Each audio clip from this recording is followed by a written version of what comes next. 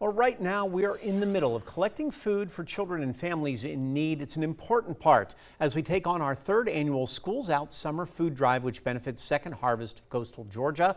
My partner in crime, Tina Tyus Shaw, out there. In this case, she's partner in food instead. She's out at the food line in Pooler with a lot more on how you can help. And boy, folks have shown up in a big way, Tina.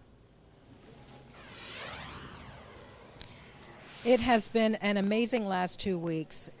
People have given from their hearts, and that is huge for children home this summer who may not have food to eat. Listen, we've reached our goal, and that's a big deal. That was your breaking news in the 4 o'clock half hour. There's some more breaking news coming up in just a few minutes as customers continue to donate food. So I want you to meet someone very special here at Food Lion in Pooler on Highway 80. This is Christine Watring, and behind us, her assistant store manager, also the customer service manager. They're here to support Christine. And Food Lion has a history of supporting families, so that's a really big deal. Families here in the Coastal Empire, Christine, and all across the country. Tell us about that. Yes, ma'am. At Food Lion does not believe that someone should have to choose between rent and feeding their families.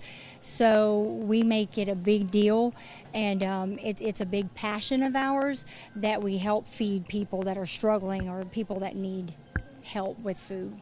And over the last 10 years, that's been a huge mission, and you just reached your goal. 1.5 billion meals. And our goal was supposed to be through this year, but we met it in March. So our new goal is another 1.5 billion before 2032.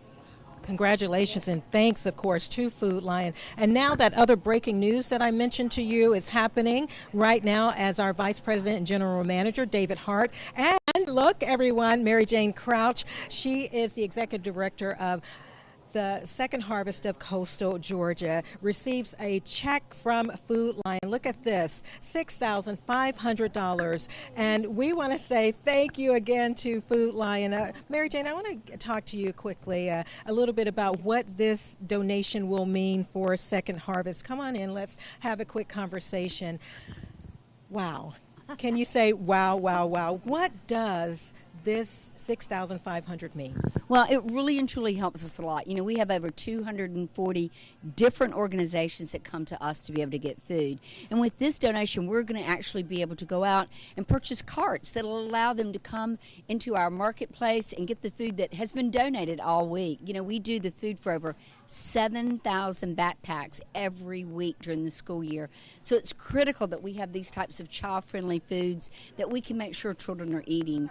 During the summer right now, we're doing around 7,000 meals every day to kids. So it's really a busy time, and hunger is not going away. And Food Lion has been one of our biggest supporters ever since I've been there. We want to give a shout out also, Mary Jane, to the volunteers. They make a huge difference as well. They do. You know, we use the equivalent of about 22 full-time employees each year in volunteer hours, and without them we couldn't be there because we do not have the budget to be able to do that. So we are so thankful for all the volunteers, whether they're at a store helping us pick up food, whether they're at the food bank sorting, out serving those meals to the kids. It is truly a community project to make sure that no child goes to bed hungry.